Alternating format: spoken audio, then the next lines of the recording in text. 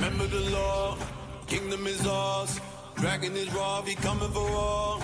Nations gon' fall, get ready for war. Strong in the Lord, and if I fall, then pick up my sword, you killing them all. Blood on the floor, get ready for war. Rah, rah, get ready for war. Rah, rah, get ready for war.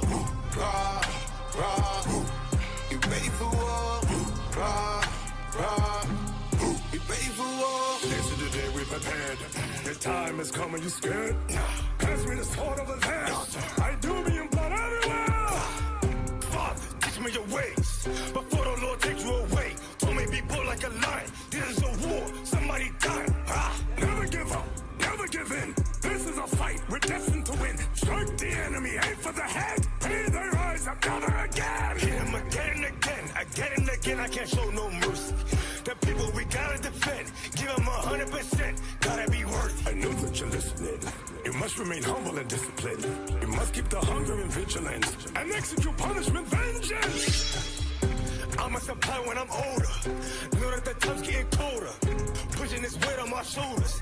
Get light with the sword of the host. Remember, my avenger. You're a fighter, a defender. For your father, a contender. For the body and his members.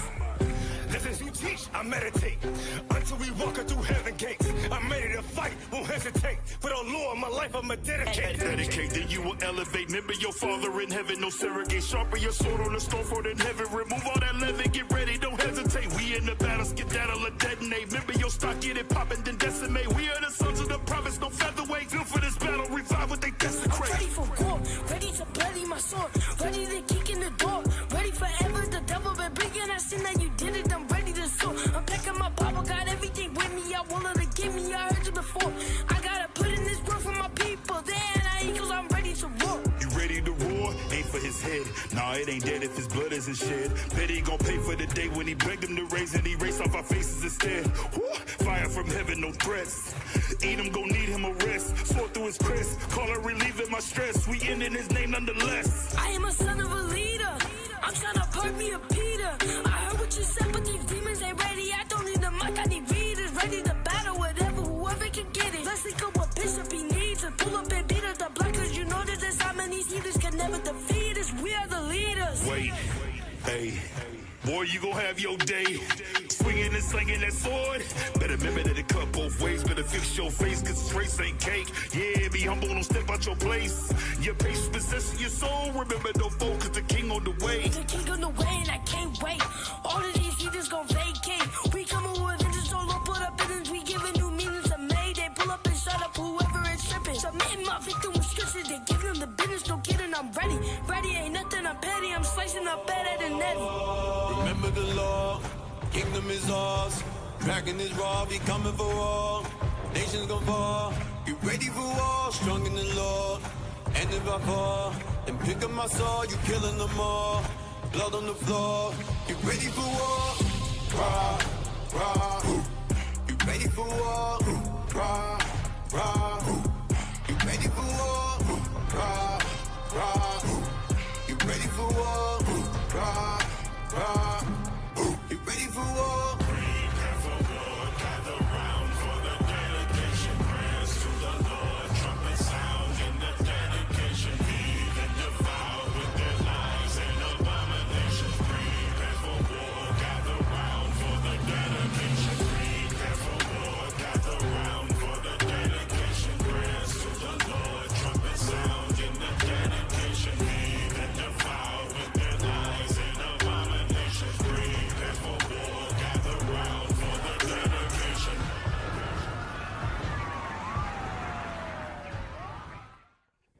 Hey, shalom, shalom. Most high in Christ bless. Happy Sabbath. Hope everyone having a happy Sabbath today. I'm Officer Jonathan with IUIC Memphis, and what we're gonna do today is we're doing a special edition with the in the classroom. I got my reader over here, Officer Yodea. So he's gonna be my reader. So we're gonna kind of touch on the topic of the dedication, the Feast of Dedication, where it come from, and why we celebrate it. So we're gonna go into a little history on that. So let's get ready to send up the prayers. Anybody got the horn? All right, so let's do it. Men of Israel, blow trumpets. Trumpets down. Our Father, who art in heaven, hallowed be thy name. Thy kingdom come, thy will be done in earth as it is in heaven. Give us this day our daily bread, and forgive us our debts as we forgive our debtors. And lead us not into temptation, but deliver us from evil. For thine is the kingdom, and the power, and the glory forever. Amen. Heavenly Father, we come unto you on this Sabbath day, Father, that you give glory and mercy unto thy saints, O Father. Give the spirit of wisdom and understanding to the listeners and to our teachers, O Father. We give double honors to our elders, our bishops, our deacons, our captains, our soldiers and officers, O Father. We give humble praises, O Father, that you bless us with understanding, that you bless us with thy free spirit, O Father, that we may come together in the spirit of unity and bring forth thy kingdom. In thy Son, Jesus' name, we pray. Amen. Amen. Beautiful prayer. So let's get into it. So today's topic is we just gonna talk about the Feast of Dedication, right? So in the world, with us not knowing who we are, we hear about the feast. Well, we actually heard about Hanukkah, because actually that's where the Feast of Dedication is. But we never knew what that was and if and why, if it was pertaining to us or not, right? So what we're gonna start with is go to John chapter 10 verse 22. Because when I was in the world, I read this scripture, and what jumped out to me was it was something in here that was not spoken of nowhere else in the Bible, and at the time the Bible we have, it wasn't spoken of. So let's read that real quick. John chapter 10, verse 22. And it was at Jerusalem, the feast of the dedication, and it was winter. Right, so let me get that real quick. So it says, and it was Jerusalem at the feast of dedication, right? So, and it was winter. Now read verse 23. Verse 23. And Jesus walked in the temple in Solomon's porch. Wait a minute. So we have Jesus. Some people call him Yeshua. For you Hebrew, you tough Hebrews, y'all call him Yahweh. He says he walked in. So here he is. We have Christ coming in, keeping a feast day, and like I said, I was reading this in the world, and I was like, where does this day come from? Where does it stem from?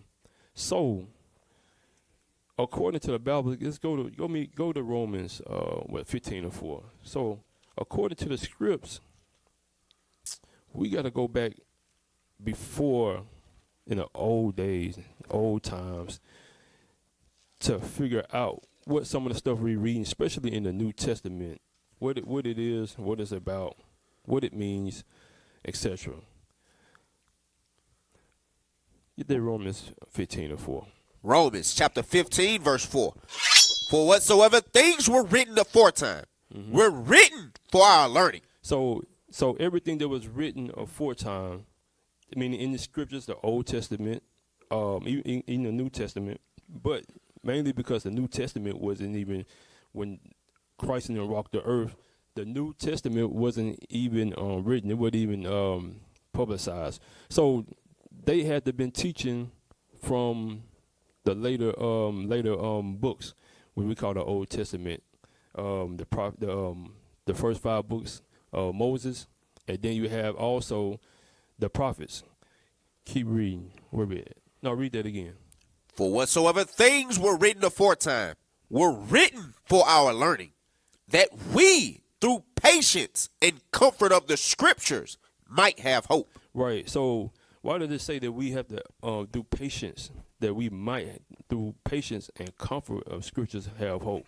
Well, one thing happened, and this is one of the reasons why we don't know what this feast is, because for one, our heritage has been taken away, and we just now coming back to the statute, laws, and commandments, and understanding who we are according to the Bible. So we're gonna have to go back and find out, first of all, what happened to us and why we don't know who we are today, right? So let's go to Deuteronomy 1:1 real quick. Bring it out. Deuteronomy chapter 1 verse 1. These be the words which Moses spake unto all Israel. So Moses is speaking to the children of Israel, right? So we got to find out who the children of Israel. I'm going to go ahead and jump and tell you. You so-called blacks, Hispanics, and Native Americans, you are God's children. You are the children of Israel. All right, so just jump over to 28 real quick. Jump over to 28. Which one do I want? Give me 44. Let's start with 15. Let's start with 15. Deuteronomy chapter 28 verse 15. But it shall come to pass, if thou wilt not hearken unto the voice of the Lord thy God. So the Most High is telling us that if we didn't listen to his commandment, listen to his voice, meaning his word, his commandments, right? Keep reading. To observe to do all his commandments and his statutes, which I command thee this day, that all these curses shall come upon thee and overtake thee. Right. So there's going to be a certain set of curses that come upon us. Now I want you to jump down to verse 44 real quick. No, hold on. Jump down to verse 45. Let's do 45. Verse 45. Moreover, all these curses shall come upon thee, and shall pursue thee, and overtake thee, till thou be destroyed. So they destroyed is going into us not knowing, like I was saying earlier, we're not knowing who we are. So therefore, when you're reading the New Testament and we reading about Christ keeping the Feast of Dedication, we're like, what is that? Where did it come from? Right? Keep reading. Because thou hearkenest not unto the voice of the Lord thy God, to keep his commandments and his statutes, which he commanded thee. So once again, we did not follow the commandments. We made a covenant with the Most High God, and we broke them. So jump down and just jump down to 48. So in the process of this happening, all these curses were going to come down on us. And so here's one of the curses right here that's going to open up, give you kind of understanding of what was going on and why Christ was keeping that feast and where it come from. Verse 48. Therefore shalt thou serve thine enemies, which the Lord shall send against thee. It said what? Therefore shalt thou serve thine enemies, which the Lord shall send against thee. Right. So it says that we gonna have to serve our enemies, meaning at one point in time we was ruling the earth. So now breaking the commandments, he said he's going to put a set of nations over our enemies over us, which is going to be the other nations. Keep reading. Which the Lord shall send against thee, and hunger, and in thirst, and in nakedness, and in want of all things. So we're saying that we was going to have to go to them for the want of all things. Jump down to verse 49. Verse 49. The Lord shall bring a nation against thee from far, from the end of the earth, as swift as the eagle flieth. So I want you to keep in mind about this eagle. We're probably going to read about it later on. This eagle is going to represent a certain nation. So with that being said, now we know that we broke the commandments, and the Most High set a group of nations. He's going to set nations over us. Now, let's jump over to Daniel, because when we fell, the other nations, one by one, started ruling over us. It's just like it went down here from there. So Daniel prophesies of these nations. So let's go to Daniel. Let's go to chapter 2. Let's see what transpired, because this was written aforetime for our learning. So this is how we're gonna figure out what's going on, who's oppressing, who's over us now that we know that we broke the commandments, and now we in a low state, in a condition under our oppressors. So let's start with Daniel's. Want to do 2 verse 30. Let's do 36. I'm gonna say, hold on. Let me look at it. So let's start at verse 36. Now, what happened here is, this is during the time Nebuchadnezzar was ruling. He was Babylon. The Babylonians was ruling. He was the king. So he had a dream or vision one day, and he needed an interpretation. Now, before that, Israel was in their land. They was ruling at one time. Like I said, they fell, and then the Babylonians came and took him to captivity. Thus says the Most High, because why? We broke the commandments. So he said, now these other nations going to rule over us. So that's how Nebuchadnezzar was able to come, conquer, overrule us, and take us into his land. So that's how Daniel ended up in the land. So now he's about to interpret a vision for him, because he did not understand it. So let's get to verse 36. Daniel chapter 2, verse 36. This is the dream, and we will tell the interpretation thereof before the king. Thou, O king, art a king of kings, for the God of heaven hath given thee a kingdom, power, and strength, and glory. So the Most High raised up Nebuchadnezzar, and the only reason why was because, like I said, we failed. So the Most High said, all right, I gotta put y'all into captivity. This is gonna be a punishment. Now this is gonna be the first stages, because now this is gonna be the beginning of a series of captivities. So let's read on. And wheresoever the children of men dwell, the beasts of the field and the fowls of the heaven hath he given into thine hand, and have made thee ruler over them all. Thou art his head of gold. So the dream and vision that he had previously was an image. So y'all got the image? Can y'all put the image for me? So let's check this out.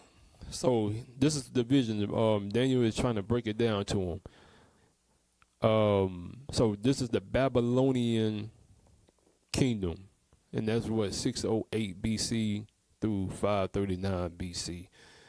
So this was the first, like I said, the first of many captivities, and he was their head. So let's go down to verse 39. Verse 39.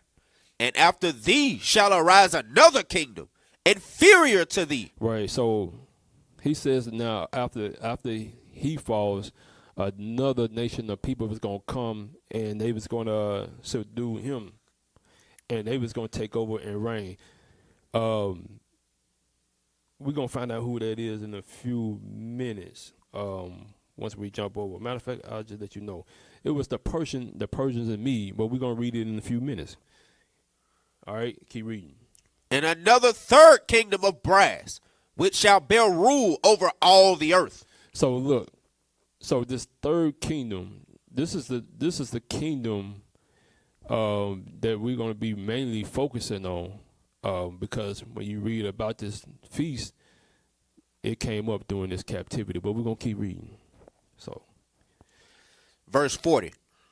And the fourth kingdom shall be strong as iron, for as much as iron breaketh in pieces, and subdue all things, and as iron that breaketh all these, shall it break in pieces and bruise. Okay. So, for the most part, this is the vision that he was seeing in the captivity. So you have 4 different captivities, 4 kingdoms that was ruling over. So you had the Babylonian kingdom first, the Persian and Mede. The Persian and Mede was 538 BC through 332 BC. Greece came in at 332 BC through 27 BC, and then you have Rome. Rome was 509 BC to 193 AD. So from there, let's jump over, because matter of fact, let's go back and read 39 again. 39. And after thee shall arise another kingdom, inferior to thee, and another third kingdom of brass, which shall bear rule over all the earth. Right. So the third kingdom is what we focusing on, and we need to hop over to Daniel chapter 8, because now we got to find out what this third kingdom is. It's going to tell us over here. Or Daniel chapter 8. Daniel chapter 8, verse 1. In the third year of the reign of King Belshazzar, a vision appeared unto me, even unto me, Daniel, after that which appeared unto me at the first. Right, can I keep reading? And I saw in the vision, and it came to pass when I saw that I was at Shushan in the palace, which is in the province of Elam. And I saw in a vision, and I was by the river of Ulai. Right. Then I lifted up mine eyes and saw, and behold, there stood before the river a ram which had two horns. Okay, And so Daniel was in Shushan, and he was being shown another vision. Like the Most High normally, he was showing him these visions because he was still trying to keep to the best of his ability, keep the commandments under this nation. So the Most High was dealing with him during this time. To keep reading. Yeah, he says he's seen what, a ram, right? There stood before the river a ram which had two horns, and the two horns were high, but one was higher than the other, Right. and the higher came up last. Right. Keep reading. I saw the ram pushing westward and northward and southward. So this ram was he was going and subduing kingdoms, pushing these different directions, westward, northward, and southward. Keep reading. So that no beast might stand before him, neither was there any that could deliver out of his hand. Okay. But Now- he did according to his will and became great. Right. Now, verse 5. Verse 5. And as I was considering, behold, an he-goat came from the west on the face of the whole earth, and touched not the ground. And the goat had a notable horn between his eyes. Okay, so now he sees a goat coming up that's about to battle this ram. Keep reading. And he came to the ram that had two horns, which I had seen standing before the river, and ran unto him in the fury of his power. And I saw him come close unto the ram, and he was moved with choler against him, Right, so he said he was moved with anger. He was vicious against him, right? Keep reading. and smote the ram, And he took down that ram. Keep and reading. broke his two horns. Mm-hmm. And there was no power in the ram to stand before him. Right. But he cast him down to the ground and stamped upon him. And there was none that could deliver the ram out of his hand. Right. So he's showing the vision, but keep reading verse 8. Give me verse 8 too. Therefore the he-goat waxed very great.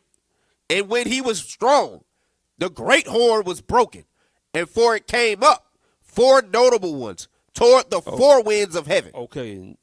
All right. Now let's try to get into this vision right here. So let's jump over to chapter jump down to 16. So what we've just read was the ram was being subdued by this goat. So let's find out what this vision is, because you read it, you're like, oh, are they just talking about a ram or goat fighting? Let's find out what the vision was of what Daniel was actually seeing, because he was being shown something prophetic to what was about to go on from that point on. All right. Verse 16. And I heard a man's voice between the banks of Ulai, which called and said, Gabriel, make this man to understand the vision. So the angel Gabriel was sent to Daniel so he could understand his vision. Keep reading. So he came near where I stood. And when he came, I was afraid and fell upon my face.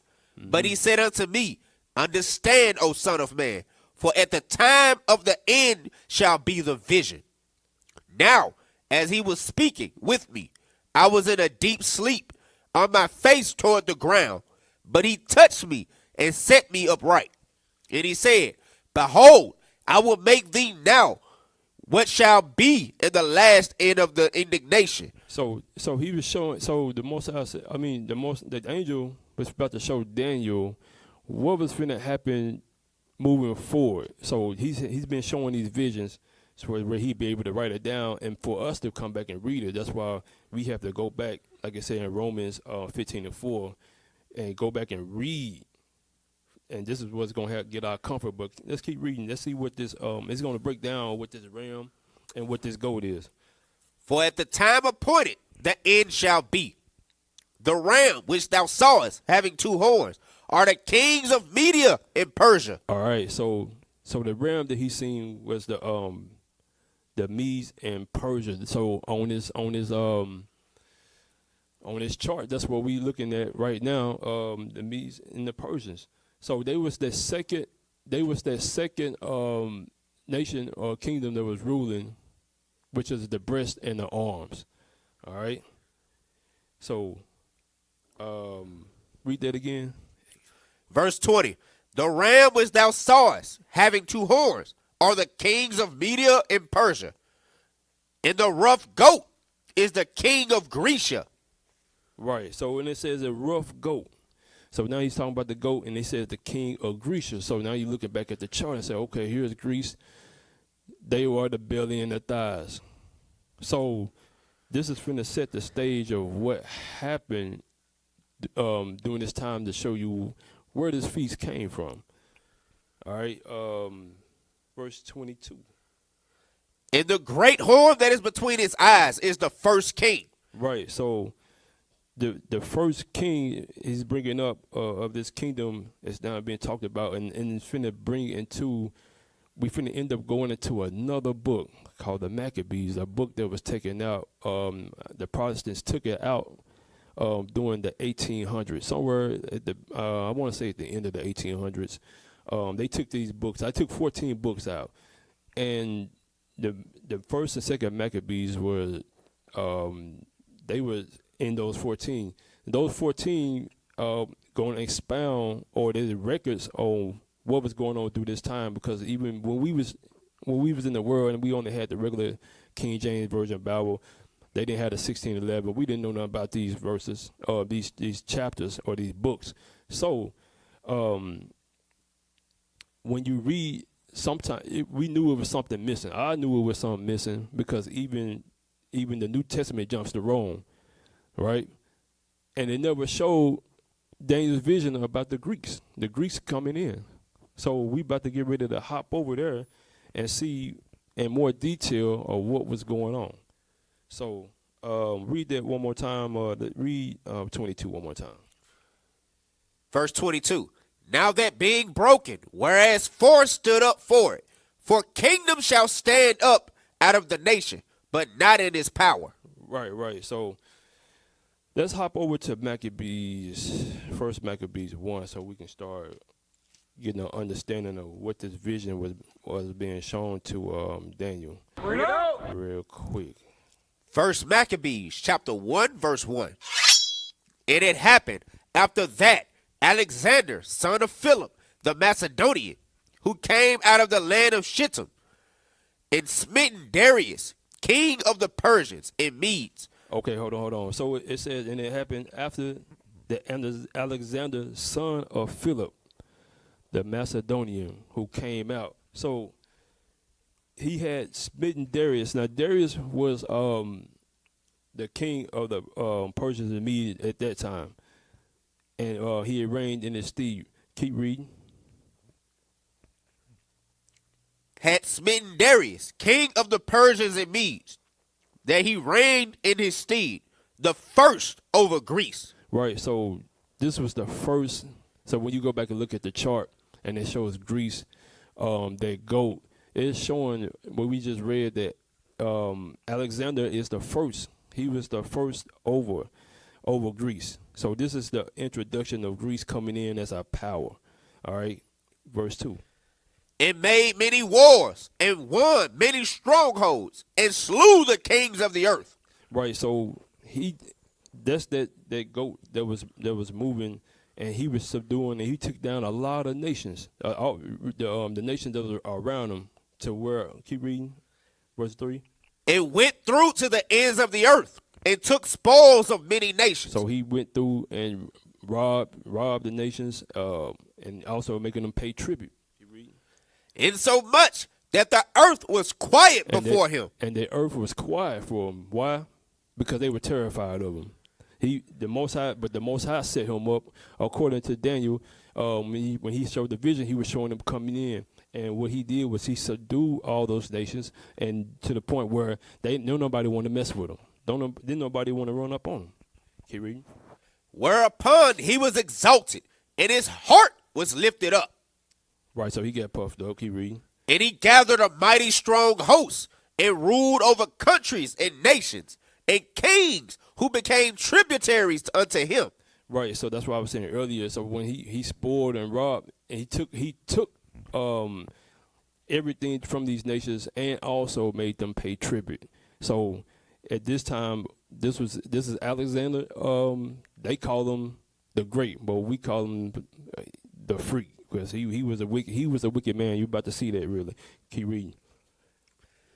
And after these things he fell sick, and perceived that he should die. Right, so it said that he fell sick. Now, I know in some books they say that he died from malaria, but I have some more books that say he died from an STD, because, like I say, these dudes, they wicked. They did all type of abominable things into fornication, adultery, all that. So this dude was wicked, and so from the books I read, it showed that he died from an STD. All right, so matter of fact, let's jump over, because Daniel was showing it, so let's jump back over real quick to Daniel 8, verse 22. Daniel chapter 8, verse 22. Now that being broken, whereas 4 stood up for it, 4 kingdoms shall stand up out of the nation. So now we read that it says, now that being broken, meaning this was going into Alexander when he died. This is what this means, but he was broken. All right. And it says, whereas 4 stood up for it. So keep reading. Keep reading from there.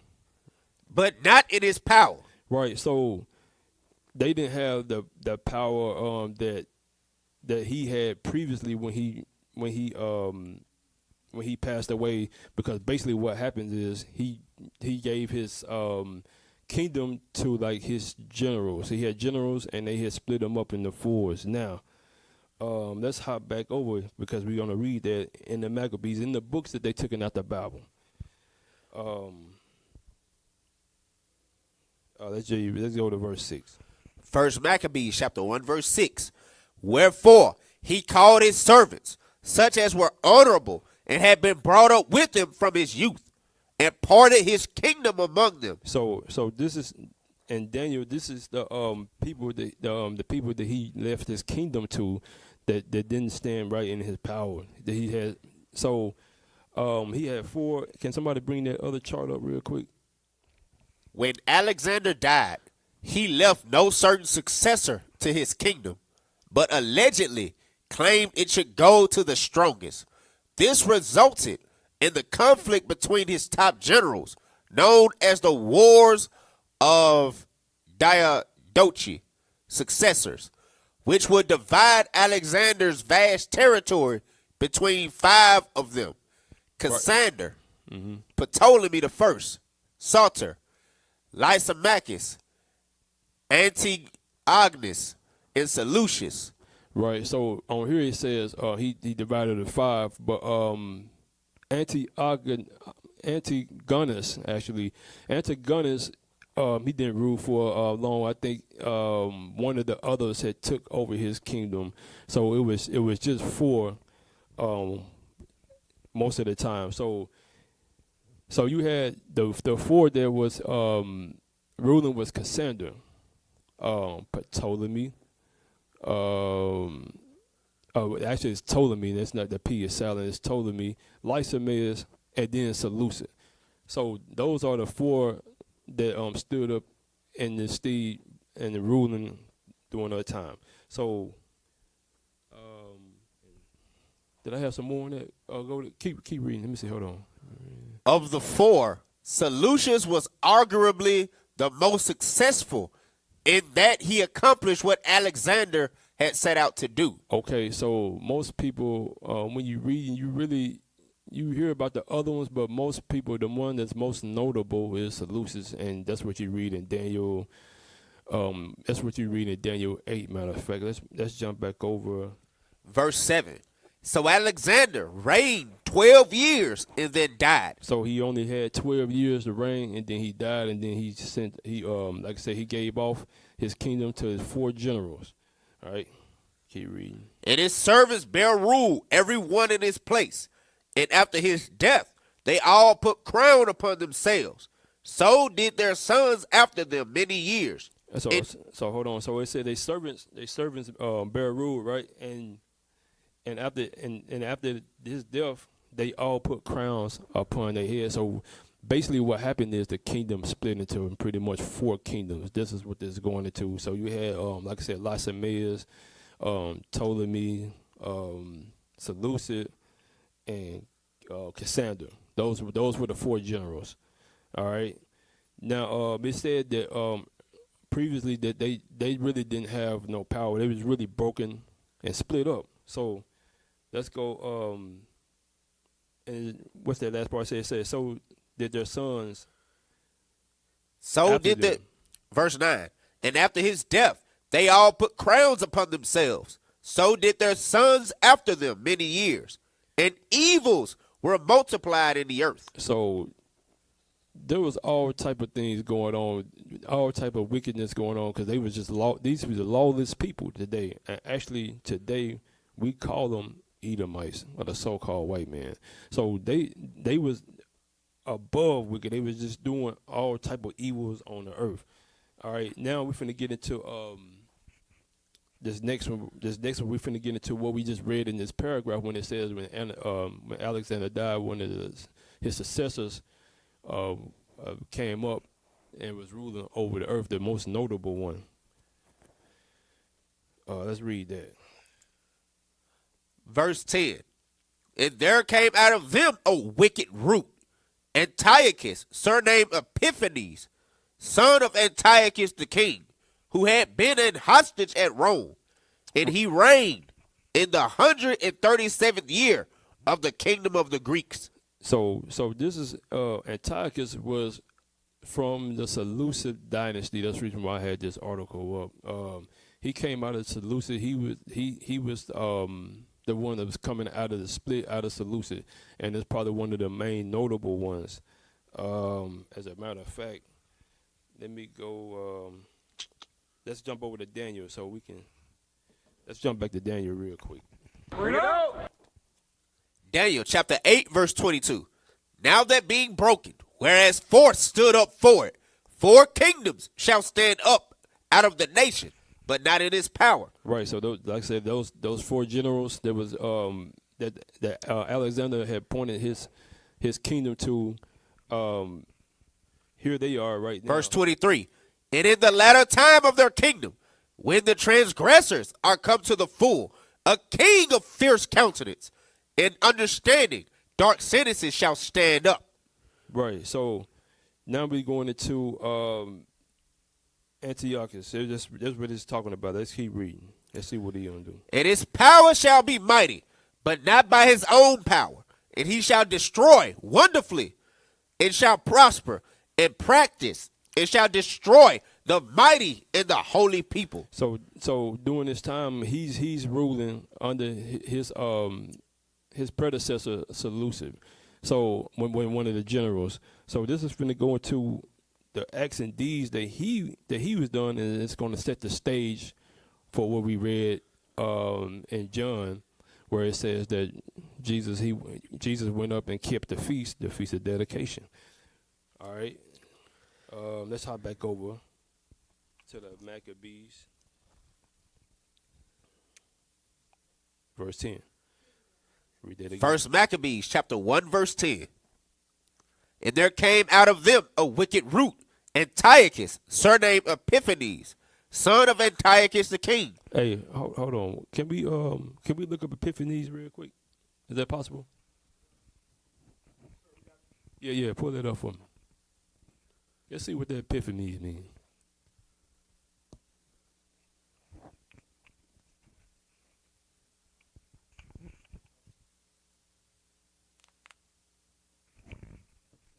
So we deal with Antiochus' surname Epiphanes. We'll find out what Epiphanies mean because this dude is very, very puffed up.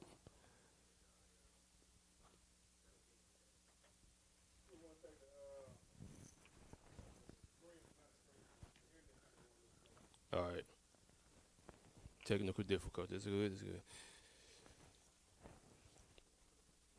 It's read verse 10 over. Verse 10. And there came out of them a wicked root, Antiochus, surnamed Epiphanes, son of Antiochus the king, who had been a hostage at Rome, and he reigned in the 137th year of the kingdom of the Greeks. So he ended up being hostage in Rome. What happened was there was a lot of series of wars when the kingdoms divided. So they was all campaigning against each other, warring against each other. When you read the history, so that's the reason he ended up getting. They end up snatching him up, and they end up keeping him a captive in Rome. Basically, what was going on. Y'all find the Epiphanies.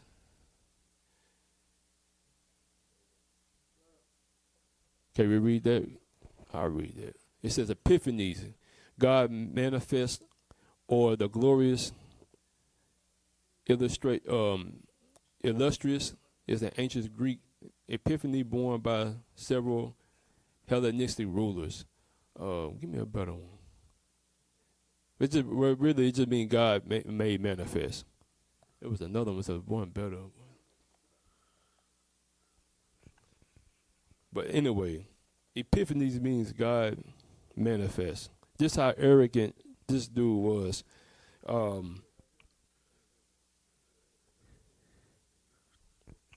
So give me verse. Let's start at verse 11. Let's move on. First Maccabees chapter 1 verse 11. In those days went there out of Israel wicked men. So why Antiochus was doing what he was doing or where he was at, we had our own people, wicked men, who did what? Wicked men who persuaded many, saying, let us go and make a covenant with the heathen that are round about us. So we had our own people was going to the other nations and persuading others to pick up toss the covenant behind their back that was made to our forefathers and pick up the customs of the heathens. And today our people still doing that same thing because they don't know what this dedication of this feast about, but they know about Christmas. All right, they know about Easter, all these pagan holidays. Matter of fact, real quick, give me Proverbs. Was it 3:31? Real quick. Yes, sir. I just want to bring it out because our people. This ain't the first time. Our people always wanted to adapt and deal with the other nations. They always I guess the nations to look good to they want to do and serve their idols. But we have the Most High God, and He gave us commandments to keep. And that's why I was saying earlier, if we keep those commandments, He was going to bless us to be above all nations. But we broke those commandments. That's why we was in captivity, and that's why it's finna show where He's finna be ruling over us at this time. And like I said, this is the third kingdom. Can you read? Proverbs chapter 3 verse 31.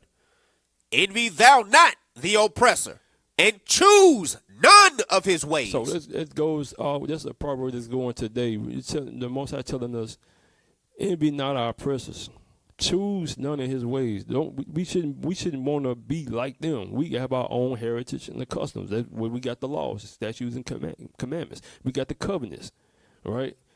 So we shouldn't want to be nowhere close. Matter of fact, give me Deuteronomy 7:6. This is how you know our people we destroyed now, because the Most High, Deuteronomy 7:6, the Most High said he blessed us, but we want to be like the base people on the earth. Read. Deuteronomy chapter 7, verse 6. For thou art an holy people unto the Lord thy God. Right. The Lord thy God hath chosen thee to be a special people. A what? A special people. So the Most High said we are special people. But what? Keep reading. Unto himself, above all people. No, equal. Above all people. Under. That's right. Above all people. So the Most High said we are above all people. What will make you want to go and serve go and be like the other other nations, throw our covenants behind our back? Our people were doing it back then, and they still doing it today. You stupid. But it's due to the others breaking the commandments. Keep reading. Above all people that are upon the face of the earth. All right, let's hop back over to Maccabees. First Maccabees chapter 1 verse 11. In those days went there out of Israel wicked men who persuaded many, saying, let us go and make a covenant with the heathen that are round about us. Keep reading. For since we departed from them, we have had much sorrow. So this device pleased them well. Right. So like I said, they wanted to conform, they want to be like them, right? Keep reading. Then certain of the people were so forward herein that they went to the king, who gave them license to do after the ordinances of the heathen. After the what? After the ordinances of the heathen. So, like I was saying earlier, our people didn't want to follow God's commandments. All of a sudden, they wanted to be like the other nations. And so they said, who gave them what license to do what? Who gave them license to do after the ordinances of the heathen? Pretty much break the commandments, because all our commandments, when you read in the laws, are all laws that's against what the other nation is doing. The Most High always told us not to do what this other nation is doing. We have our own heritage. You know what I'm saying? Keep reading. Whereupon they built a place of exercise at Jerusalem, according to the customs of the heathen. So they was building gymnasiums, right? And in these gymnasiums during that time, they was exercising in the nude. All this is wicked, because we supposed to be covered up. We are holy people, but they wanted to be like the nations, the other nations, the heathens, and go and take their clothes off and be naked, have everything hanging down, showing. And that's wicked. Keep reading. And then the process they did what? Verse 15. And made themselves uncircumcised, and forsook the holy covenant, and joined themselves to the heathen, and were sold to do mischief. So it's saying they were sold to do mischief. They were just pretty much selling out. Keep reading. Now when the kingdom was established before Antiochus, he thought to reign over Egypt, that he might have the dominion of two realms. So remember what I was saying earlier, that when the kingdoms had split, there's certain wars started going because everybody was being greedy, and they wanted to have dominion over the whole area, like Alexander did, pretty much. So you had Antiochus, that one who was coming up, and he's going up against Egypt. And when we read earlier, Ptolemy was over Egypt. All right, verse 7. Where am I at? 17. Verse 17, yes. Okay. Verse 17. Wherefore he entered into Egypt with a great multitude, with chariots and elephants and horsemen and a great navy, and made war against Ptolemy, king of Egypt. But Ptolemy was afraid of him and fled, and many were wounded to death. Right. So he was just taking. So he pretty much took over. You know what I'm saying? Ptolemy, he ran off. Keep reading. Thus they got the strong cities in the land of Egypt, and he took the spoils thereof. And after that Antiochus had smitten Egypt, he returned again in the 143rd year, and went up against Israel and Jerusalem with a great multitude. So now, by us not keeping the commandments, once again, I had our people tossing the covenant behind their back. They didn't want to keep no commandments. So now the Most High said, all right, here we go. Now I got to send someone to punish them.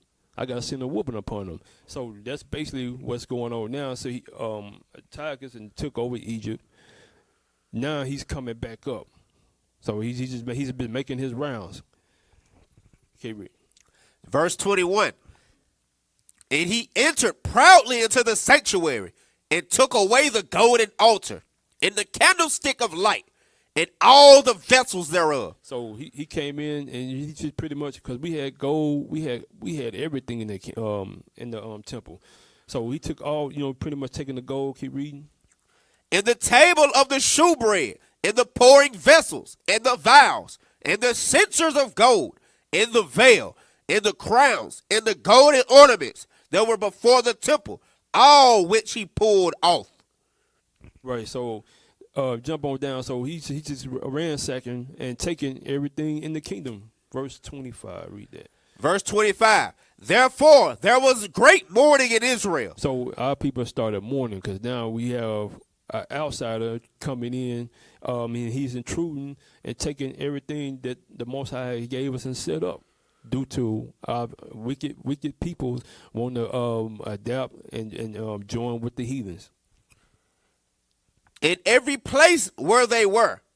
So the princes and elders mourned. The virgins and young men were made feeble, and the beauty of women was changed. Right. So our people were vexed, so that's why they're going into the beauty. The beauty of the women had changed. The princes, everybody was mourning. Jump down to 28. Read. Verse 28. Yeah. Verse 28. The land also was moved for the inhabitants thereof, and all the house of Jacob was covered with confusion. Right, because this is confusion. We had somebody coming into the temples. They ransacking, they taking everything down. Everybody's depressed. Everybody's down right now. Keep reading. After 2 years fully expired, the king sent his chief collector of tribute unto the cities of Judah, who came unto Jerusalem with a great multitude. So now he's coming back, and he's sending his people right now to come in and take tribute. So now here's go. We paying taxes to the Antiochus, who was of Seleucid dynasty. Keep reading. And he spake peaceable words unto them, but all was deceit. For when they had given him credence, he fell suddenly upon the city. So he came with peace, greetings. Don't that sound familiar? You know what I'm saying? He said peace, and then what he do after that, he fell upon them, meaning he fell upon them with the sword. He started taking all of them down. Keep reading. And smote it very sore, and destroyed much people of Israel. He said he killed a lot of Israel. He killed a lot of our people.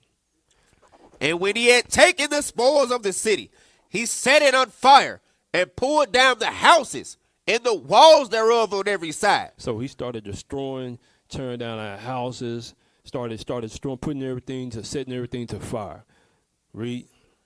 But the women and children took they captive. They did what? But the women and children took they captive.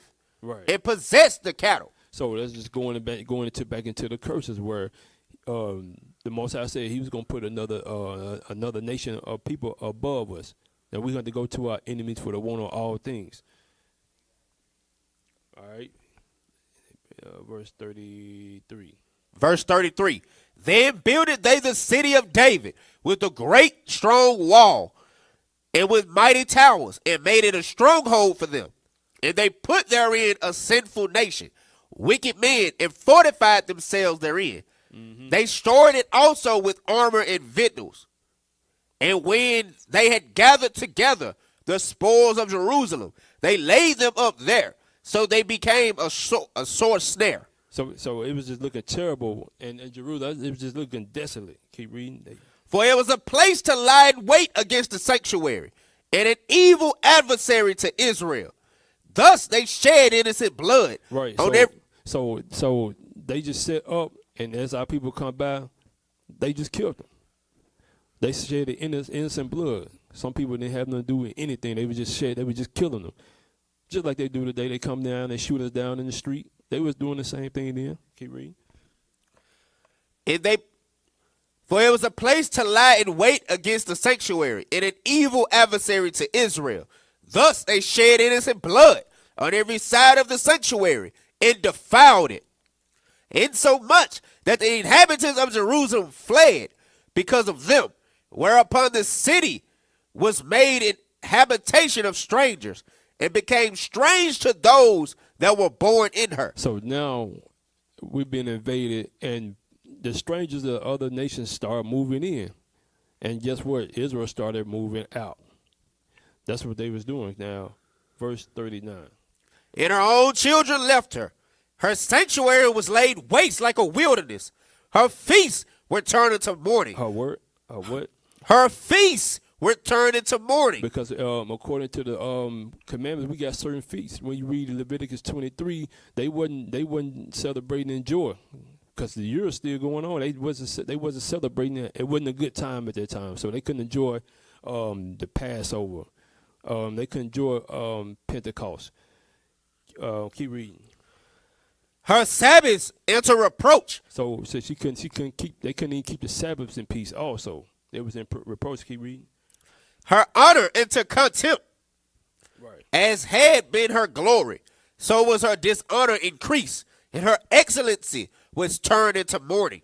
Now that they taken over the city, here Antiochus come. Now we're finna read verse 41. Now this is where a lot transpired, because he was oppressing the people, and that's when he started pushing forth certain laws, and even more. Verse 41. Moreover, King Antiochus wrote to his whole kingdom that all should be one people. Right. So he said that all should be one people, meaning you should be joining with them. Remember, we just read in Deuteronomy 7 and 6, right? That we are special people to the Most High God, blessed above all people. Now here he comes with a policy saying that the nation should be whole. Even in the old times, Genesis, the Most High separated the nations. We was never supposed to be connecting ourselves and joining ourselves with the other nations, the heathens. And this is the beginning of democracy, what we have today. They're doing the same thing today. This ain't nothing but a big melting pot. Keep reading. And everyone should leave his laws. They said what? Should leave his laws. So we're saying that we should leave our laws, the laws that the Most High gave us to our forefathers that were passed on down. He's saying what? And everyone should leave his laws. So all the heathen then agreed, according to the commandment of the king. Yea, many also of the Israelites consented to his religion. So not only did the other nations, because like I said, he was subduing other areas, and they all had to leave their laws and pick up the customs the Grecians or what Antiochus was pushing at the time. All right, and also even Israel. Read that again. Yea, many also of the Israelites consented to his religion. So even our own people consent. They consented just like they do today. They consent to being Americans, or African Americans. They was doing the same thing. This is the beginning stages of us becoming Hellenized. Keep reading. And consented to his religion, and sacrificed unto idols, and profaned the Sabbath. They did what? Profaned the Sabbath. Yeah, they profaned the Sabbath, and they started what they said with the idols. Sacrifice. They started sacrificing to idols, breaking the commandment. But the first commandment was what? Have no other God but what? What's the? Thou shalt have no other Thou gods shalt before have me. no other gods before me. Thou should be serving no other gods, but now they picking up idols. Keep reading. Verse 44. For the king had sent letters by messengers unto Jerusalem and the cities of Judah, that they should follow the strange laws of the land. So now they pushing this ordinance on them, saying y'all gotta follow these laws, and it was strange because it was strange to our people. Our people was not supposed to be dealing with. They weren't supposed to be in the coliseums naked, working out, or even fighting. They have even what they call the gladiators and stuff like that. They was out there fighting. In the new. Keep reading. And forbid burnt offerings and sacrifice, and drink offerings in the temple, that they should profane the Sabbaths and festival days, and pollute the sanctuary and holy people. Right. So now it's saying they polluting. And it's going to show how they end up polluting. Later on, keep reading. Set up altars and groves and chapels of idols, and sacrifice swine's flesh. Here we go. And they sound to sacrifice what? Swine's flesh. And according to the law, we weren't supposed to be dealing with swine. And they was sacrificing swine's flesh in the temples. And unclean beasts. And unclean beasts. Today, that's your modern day churches. Where they dealing with idolatry. They dealing with Christ that wasn't even taught to us. They dealing with Caesar Borgia. This is what this going into. They set up their altars and groves and polluting the Sabbath. Keep reading. That they should also leave their children uncircumcised, and Right. make their souls abominable with all manner of uncleanness and profanation. And that's going back into them tossing the covenant away. We had laws where we had to have our children uncircumcised. They stopped uncircumcising the kids. Keep reading. To the end they might forget the law. So And to what? to the end they might forget the law and change all the ordinances. Right. So the reason why they wanted us to forget the law, because even they understood that as long as we are in sin, the Most High is not going to be for us. They were going to continue to rule over us. That's how, and they noticed today. That's why they push idolatry on the media, on everywhere you turn around, TV, television, the radio. You hear wickedness, idolatry all day long, pumped 24 hours a day. And that's to make us keep us forgetting the laws and not remembering who we are according to the Bible. Keep reading. And change all the ordinances. And whosoever would not do according to the commandment of the king, he said he should die. So now he's got penalties. So now you have certain people that was consented to it, but everybody wasn't. So those people that wasn't, that was trying to do right, now he's attacking them, saying y'all got to convert over, or die. 51. Verse 51. In the selfsame manner wrote he to his whole kingdom, and appointed overseers over all the people. So he appointed overseers, rulers, governors, overseers to make sure to carry out his policies of what he was trying to do to keep us in sin. Like I said, he's trying to magnify himself as God on earth. So he's making sure that, hey, if we keep them in sin, I can continue to rule over Israel. So he put overseers up. Keep reading. In the selfsame manner wrote he to his whole kingdom, and appointed overseers over all the people, commanding the cities of Judah to sacrifice city by city. So yeah, he's going to Jerusalem all over, and he's commanding them to do the same, defile the temple, set up groves, idols, and keep the people in idolatry. 52. Then many of the people were gathered unto them, to wit, everyone that forsook the law. And so they committed evils in the land, and drove the Israelites into secret places. Right. So so the people, the Israelites, the ones that were drove into secret places, are the ones who were still trying to uphold the laws and their covenants. Keep reading. And drove the Israelites into secret places, even wheresoever they could flee for secure. Right. So they was looking to hide out for help, or they can get any type of help to get away from this tyrant who was forcing them to keep the customs of the other nations. Now the 15th day of the month Caslu, in the 145th year, they set up the abomination of desolation upon the altar, and builded idol altars throughout the cities of Judah on every side, and burnt incense at the doors of their houses and in the streets, and where they had rent in pieces the books of the law, which they found. They did what? Which they rent in pieces the books of the law. So they took our laws and destroyed them.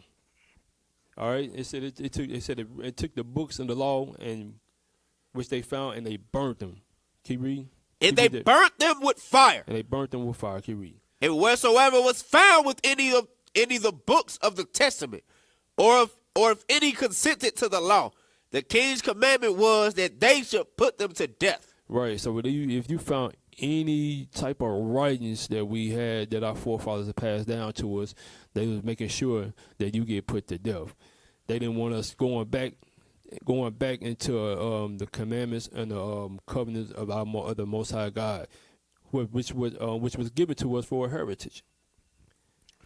Thus did they, by their authority unto the Israelites every month, to as many as were found in the cities. Mm-hmm. Now the 25th day of the month. So this is a important day because this 25th day of the month was a day, significant day. So we just remember that day. Keep reading. Now the 25th day of the month they did sacrifice upon the idol altar, which was upon the altar of God.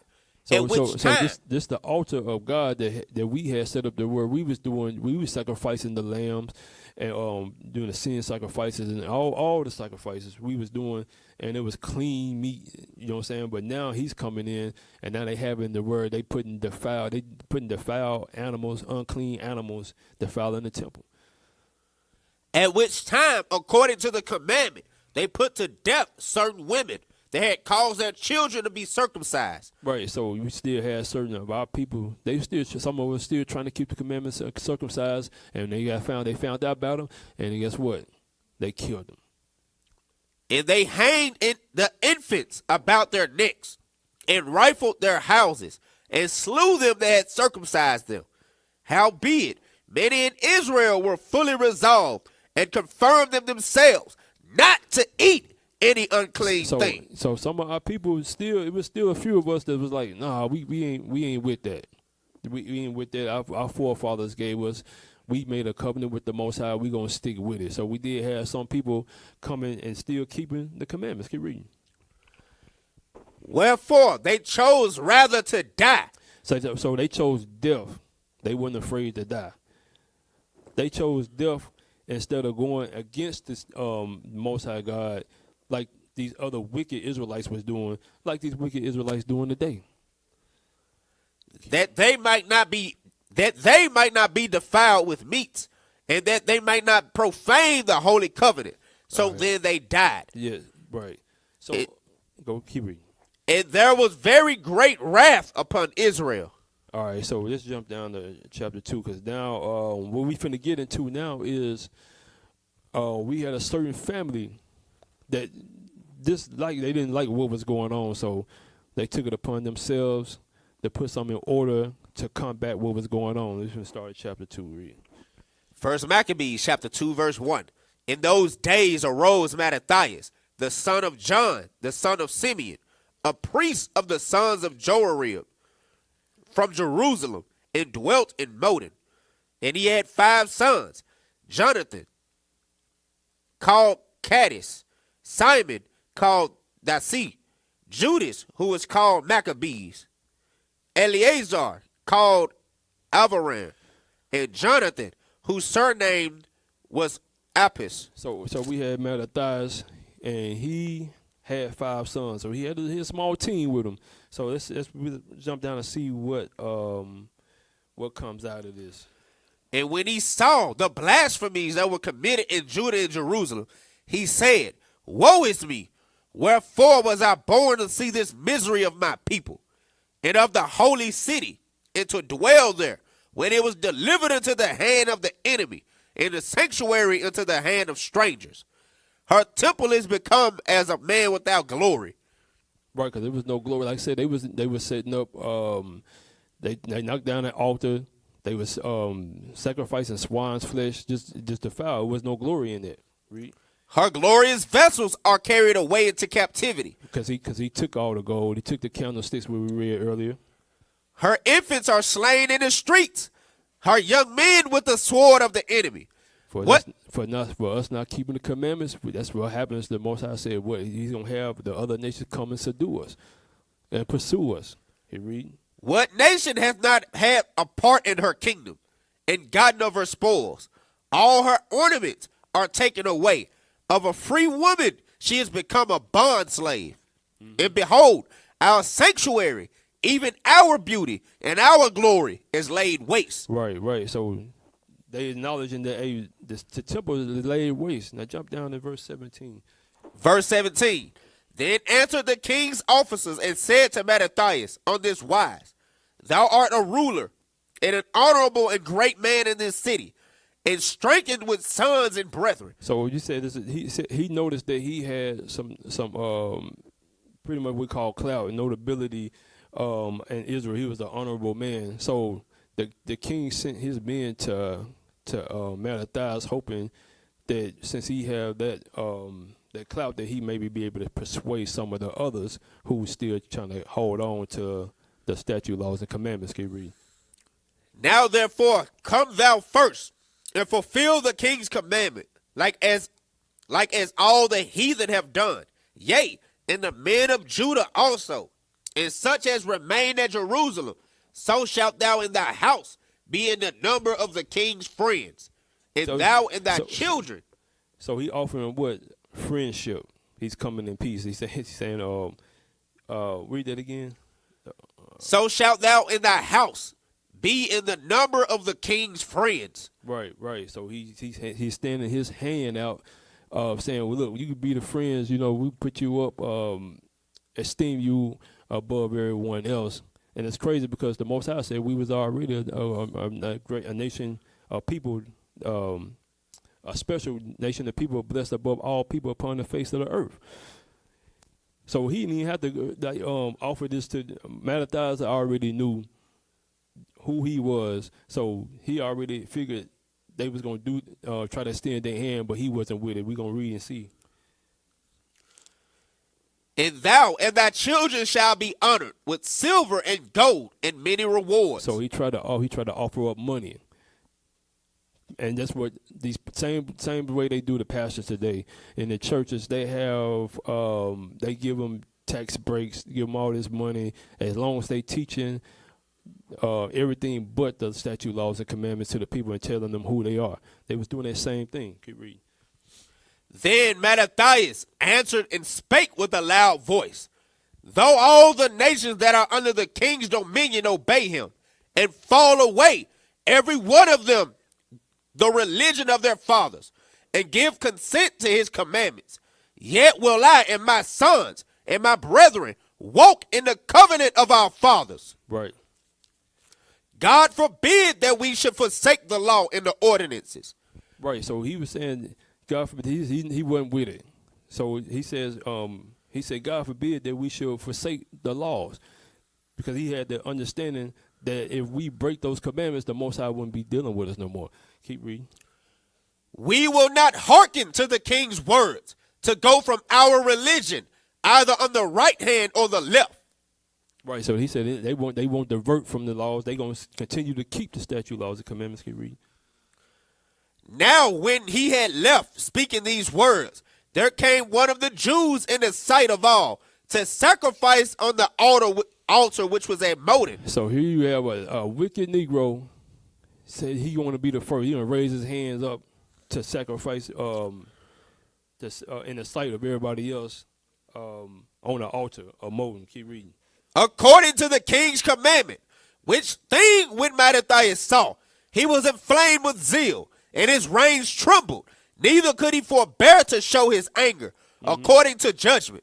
Wherefore he ran and slew him upon the altar. So this act right here that he did pissed Mattathias off so bad he couldn't even hold it back, to where he said he just ran up and just took him out before he even got up there to the altar. He just cut him off.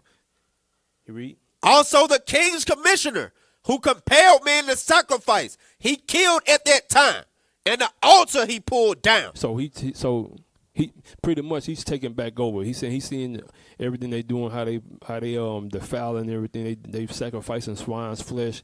He said he taking anybody who was around that was in charge of that, he taking them out. He said he's killing them. Keep reading. Thus dealt he zealously for the law of God, like as Phineas did unto Zambri, the son of Salam. And Mattathias cried throughout the city with a loud voice, saying, Whosoever is zealous of the law. Who's a what? Whosoever is zealous of the law. So he's asking whoever still want to keep these commandments, keep reading. And maintaineth the covenant. And maintain what the Most High gave us. Read. Let him follow me. So he's taking. So he's stepping up as a leader, saying, "Look, y'all, if y'all want to keep the commandments, they roll with me. Y'all roll with me because right now, you have wicked Negroes still trying to recruit and persuade other people to pick up the customs of the heathens." So he and his sons fled into the mountains and left all that ever they had in the city. Then many that sought after justice and judgment went down into the wilderness to dwell there, both they and their children and their wives and their cattle, because afflictions increased sore upon them. Now when it was told the king's servants in the host that was at Jerusalem, in the city of David, that certain men who had broken the king's commandment were gone down into the secret places in the wilderness. They pursued after them a great number. So they heard about Israel trying to sneak off just to keep the commandments. They heard us trying to go to a place where we won't be bothered. But now we have people on the trail. Keep reading. Read. They pursued after them a great number, and having overtaken them, they camped against them and made war against them on the Sabbath day. And they said unto them, Let that which ye have done hitherto suffice. Come forth and do according to the commandment of the king, and ye shall live. So when they gave them an ultimatum, they said, once they caught up with them, they said, look, well, you can come and do what the king say do, or die. Let's see what happens. But they said, We will not come forth. They said what? We will not come forth. So they said we not with that. We gonna keep keeping the commandments. We still gonna keep following the Most High God. Neither will we do the king's commandment to profane the Sabbath day. Right. So then they gave them the battle with all speed. Howbeit they answered them not, neither cast they a stone at them, nor stopped the places where they lay hid, but said, Let us die all in our idiocy. Innocent. Yeah, innocent. Heaven and earth shall testify for us that ye put us to death wrongfully. Right. So they say, well, you just put us to death. And now since it was the Sabbath, they didn't even want to fight. They just sat there, and that's the zeal that they had, where they just took the death. So they rose up against them in battle on the Sabbath. So they waited on the Sabbath day because they knew they weren't going to. Because they was trying to keep the law, the Sabbath peacefully, they knew they weren't going to fight. So they rose up. That's why they waited on the Sabbath day. So they rose up against them in battle on the Sabbath, and they slew them. They did what? And they slew them. Because they did not want to succumb or follow the customs of the heathen. They said, we're going to die. With their wives and children and their cattle, to the number of 1,000 people. So they took all of them out. Verse 39. Now when Mattathias and his friends understood hereof, they mourned for them right sore. Mm-hmm. And one of them said to another, If we all do as our brethren have done, and fight not for our lives and laws against the heathen, they will now quickly root us out of the earth. So they had to come together and say, look, if that happened to them, it's eventually going to happen to us. So we're going to have to step up. We can't let that happen. So we're going to have to fight, because what's going to happen is they're going to come upon us on the Sabbath day. They seen that they came upon our people on the Sabbath and said, okay, they weren't going to fight back. That was an easy win. So they already knew that eventually when they came up and found them, they was going to do the same thing. They figured they was going to do the same thing. Keep reading. And one of them said to another, If we all do as our brethren have done, and fight not for our lives and laws against the heathen, they will now quickly root us out of the earth. Right. They said they pretty much going to take us. They're going to kill all of us, and we're going to be just out. Israel won't be no more. They said they're going to root us out the earth. At that time, therefore, they decreed, saying, Whosoever shall come to make battle with us on the Sabbath, we will fight against him. Neither will we die all, as our brethren that were murdered in the secret places. So they came together and said, look, we're not finna let that happen. What's finna happen is once they come against us on the Sabbath, and like I said, they already knew that they was going to try that same thing. That's why they said if they came upon us on the Sabbath. Out of all the day, they figured, okay, they got that win on the Sabbath, then they going to try to do them the same way. But they took a decree and said, no, we gonna go up for the battle. Keep reading. Then came there unto him a company of Assyrians, who were mighty men of Israel. Now these Assyrians, it says, then came there unto him a company of Assyrians, who were the Assyrians were the Pharisees. So there was another group. So there were more groups out there that was hiding out, still keeping the commandments. Keep reading. Who were mighty men of Israel, even all such as were voluntarily devoted unto the law. So they was with it. They didn't steer off to the left or the right to dealing with the other nations. They still strictly with the law and Most High God. Keep reading. Also all they that fled for persecution joined themselves unto them, and were a stay unto them. So everyone that was fleeing, that wanted to separate and say, we want to keep the God's commandments. So they came together. All of them end up coming together, and this is what's finna turn the hands now, because now you got people, there's righteous people that's coming together in righteousness, want to keep the commandments, and finna put together a military to counter what's going on with these other nations trying to come and subdue us and take us over and root us out. So they joined forces and smote sinful men in their anger. So they started within first. So the sinful men, they're talking about those who were breaking the commandment. They started cleaning up shop, cleaning up shop around us. Anybody who was, they got caught, just like how the Antiochus was killing them who was keeping the commandments, killing everybody who was keeping the commandments.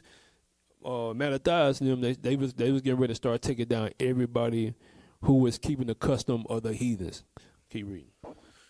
So they joined their forces and smote sinful men in their anger and wicked men in their wrath. Mm-hmm. But the rest fled to the heathen for succor. So the rest that escaped went to the other heathens.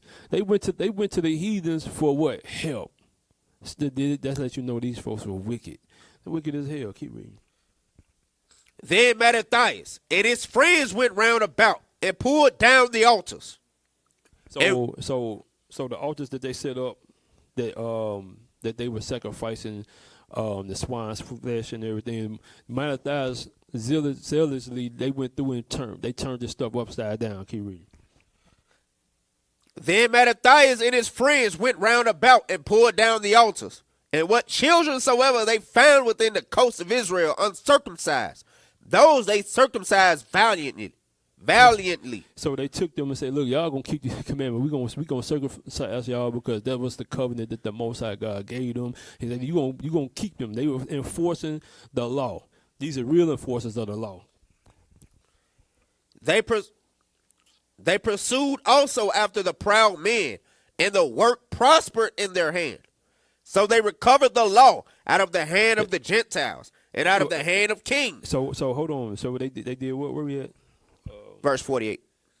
Verse 48. So it says, so they recovered the laws out of their hands, because you remember they came in, ransacked.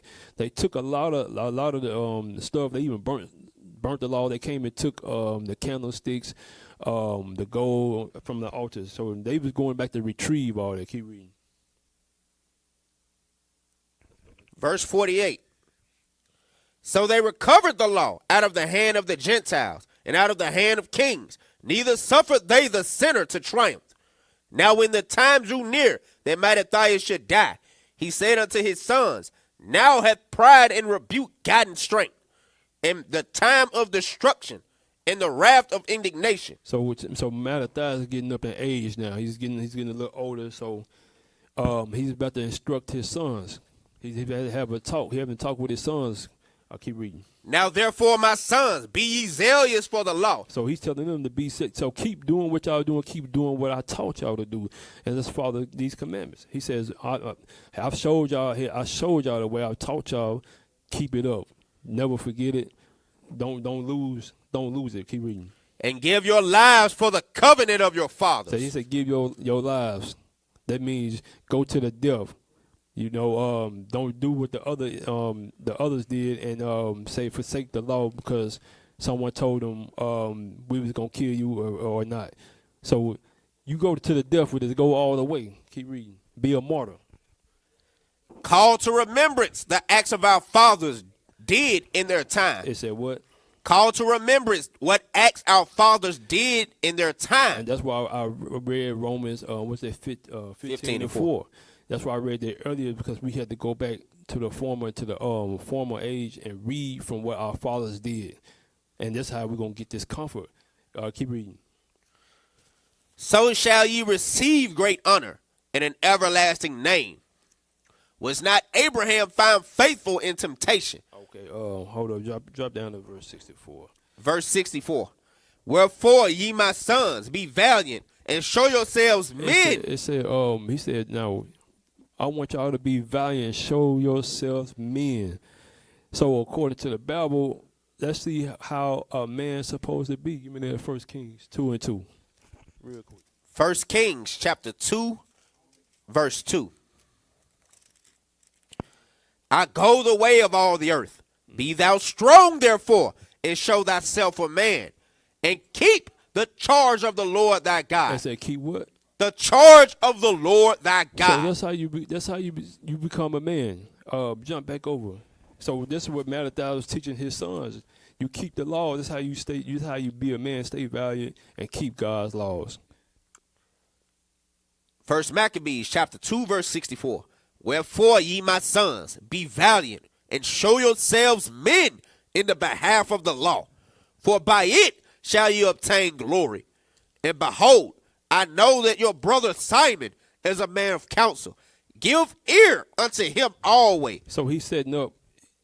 His 5 sons had certain attributes, so now he's speaking on Simon right now. Simon was pretty much the leader. He was a counselor. All right, he had the wisdom to help lead the people. Keep reading. He shall be a father unto you. As for Judas Maccabeus, he hath been mighty and strong, even from his youth up. So now he's speaking of Judas, his son. Now he's talking about the attributes of Judas, who was a mighty man. He was a valiant man. So he was the warrior, the one that was going to lead the charge in all the wars. Keep reading. Let him be your captain and fight the battle of the people. So he was the one that's going to be instructing, hey, we're going to move this way, and this how we're going to move, this how we're going to attack. He was strategic with how he moved. Keep reading. Take also unto you all those that observe the law, and avenge ye the wrong of your people. Right, so he said what? So he's telling them this is the instructions that he's giving his sons to do what? Avenge ye the wrong of your people. Why? Because these other nations came in and they took over and they killed our people for keeping the commandments. And it all started with other Israelites wanting to join with the other nations. They envied the oppressor. And the scriptures tell you not to choose none of their ways, but that's what they did. Keep reading. Recompense fully the heathen and take heed to the commandments of the law. Right. So he blessed them and was gathered to his fathers. And he died in 146 year. And his sons buried him in the sepulchres of his fathers at Moden. And all Israel made great lamentation for him.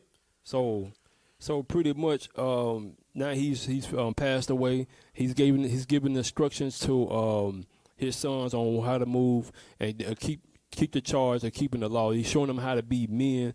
And so now they finna move forward and start going up against the nations for what they've done, for running our people off, scaring our people off, killing our people.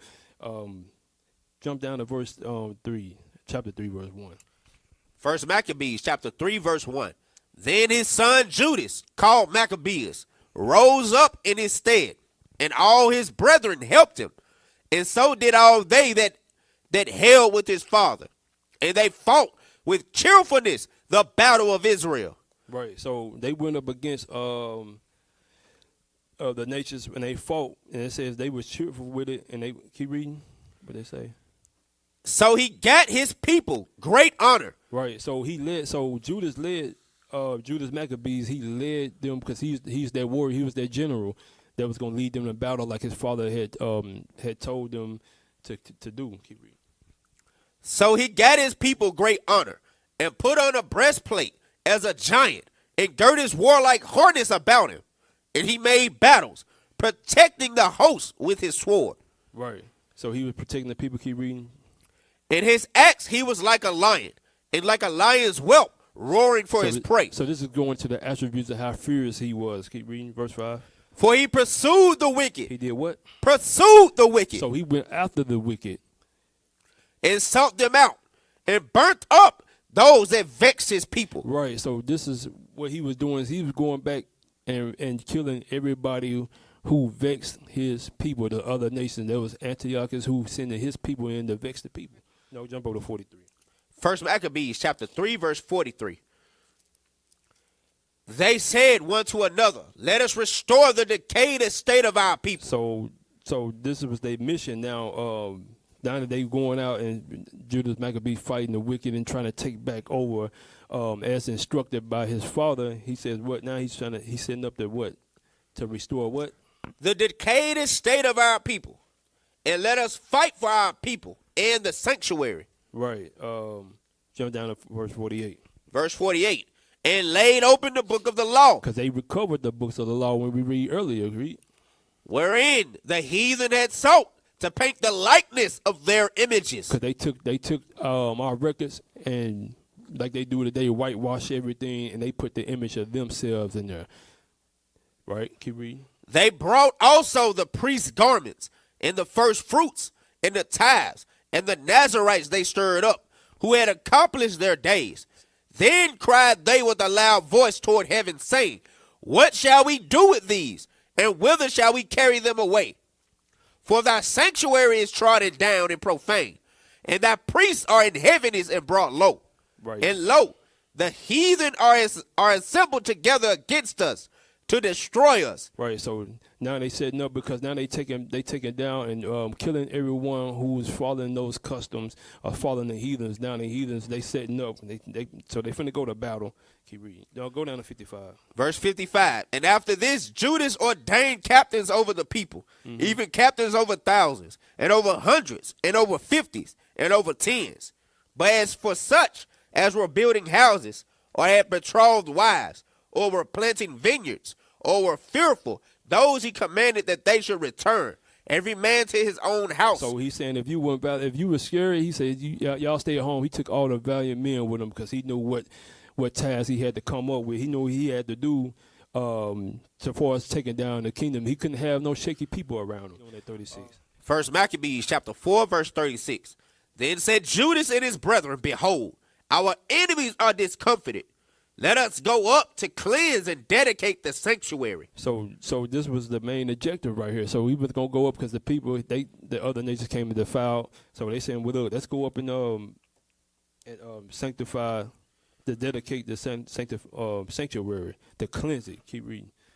Upon this, all the hosts assembled themselves together and went up into Mount Zion. And when they saw the sanctuary desolate and the altar profane and the gates burnt up, and shrubs growing in the courts as in a forest, or in one of the mountains, yea, and the priest's chambers pulled down. Right. They rent their clothes and made great lamentation. Jump down to verse 41. Verse 41. Then Judas appointed certain men to fight against those that were in the fortress until he had cleansed the sanctuary. So he chose priests of blameless conversation, such as had pleasure in the law, who cleansed the sanctuary and bear out the defiled stones into an unclean place. Right. And when as they consulted what to do with the altar of burnt offerings, which was profane, they thought it best to pull it down, lest it should be a reproach to them. Right. So now they going into the temple and they taking everything down, they cleansing it because remember it was defiled. So now after he did that, let's jump over to verse 49. I got to speak. Verse 49. They made also new holy vessels, and into the temple they brought the candlestick and the altar of burnt offerings and of incense and the table. And upon the altar they burnt incense, and the lamps that were upon the candlesticks they lighted. and they might give light in the temple. Okay, now jump down to verse 52. Verse 52. Now on the 25th day in the 9th month, which is called Caslu, in the 148th year, they rose up betimes in the morning and offered sacrifice according to the law upon the new altar of burnt offerings, which they made. So this same time, previously they had defiled the temple. Now on the same day they come in, they cleaning it up. This is what this is going into. And keep reading. Look at what time and what day the heathen had profaned it. So he said, look at what time. So he's saying this same time, this is when they profane the altar. Keep reading. Look at what time when what day the heathen had profaned it. Even in that was it dedicated with songs and with cisterns and harps and cymbals. Then all the people fell upon their faces, worshiping and praising the God of heaven, who had given them good success. Right. So the Most High, because they was keeping the laws and they was zealous of the laws, the Most High gave them success to take down those heathens. Keep reading. And also to clean up the sanctuary of the temples.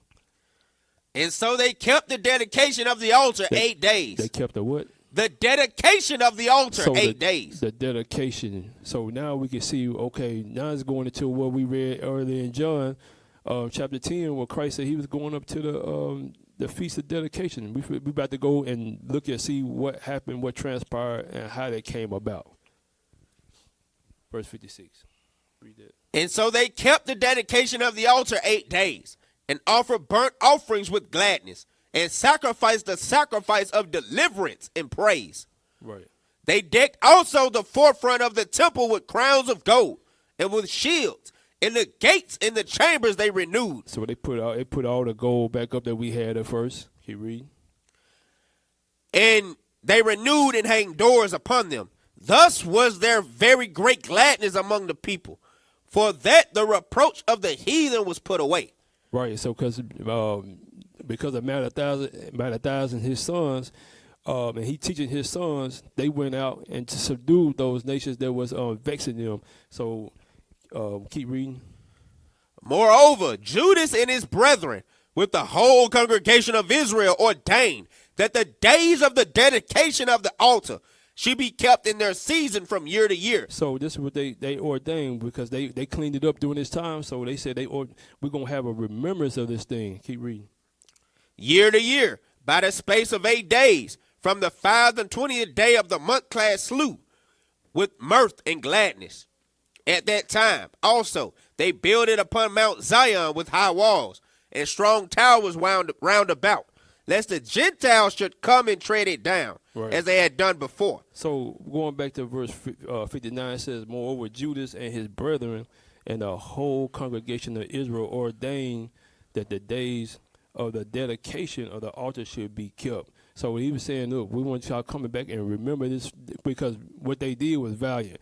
And so they took down those nations that was coming against us, making us follow the customs of their idol, their gods. And it says that, and they kept it in the 8th day in the season, and from the year to year, meaning every year, we are supposed to keep this feast. From the 5th, and read that, where it say the 5th. Year to year, by the space of 8 days, from the 5th and 20th day of the month Caslu, with mirth and gladness. So that's why when we keep the feast of dedication, the same thing Christ was keeping, because we supposed to be looking at what Christ did. So Christ, we should be looking and saying, what was this he's keeping? All right, as Christians, as so-called Christians, we supposed to be following the footsteps of Christ. So Christ was keeping that feast of dedication in remembrance of our forefathers coming in, taking down the Greeks, and who took us down and made us captives and served their idols. And so with that, I'm about to close it out. Hope you glean everything that came out. And with that, I'm gonna say shalom. Detonate, remember your stock, get it poppin', then decimate. We are the sons of the prophets, no featherweight. Feel for this battle, revive what they desecrate. I'm ready for war, ready to bloody my sword, ready to kick in the door, ready forever. The devil been bringing, I seen that you did it. I'm ready to soar. I'm packing my Bible, got everything with me. I want her to give me. I heard you before. I gotta put in this work for head. Nah, it ain't dead if his blood isn't shed. Bet he gon' pay for the day when he begged him to raise and he erased off our faces instead. Woo! Fire from heaven, no threats. Edom gon' need him a rest. Swore through his crest, call her relieving my stress. We end in his name nonetheless. I am a son of a leader. I'm trying to park me a Peter. I heard what you said, but these demons ain't ready. I don't need a mic, I need readers. Ready to battle whatever, whoever can get it. Let's think of what bishop he needs. To pull up and beat up the block, cause you know that there's how many heathens can never defeat us. We are the leaders. Wait, hey, boy, you gon' have your day. Swinging and slinging that sword. Better remember that it cut both ways. Better fix your face, cause this race ain't cake. Yeah, be humble, don't step out your place. Your patience possessing your soul. Remember, don't focus, the king on the way. The king on the way, and I can't wait. All of these heathens gon' vacate.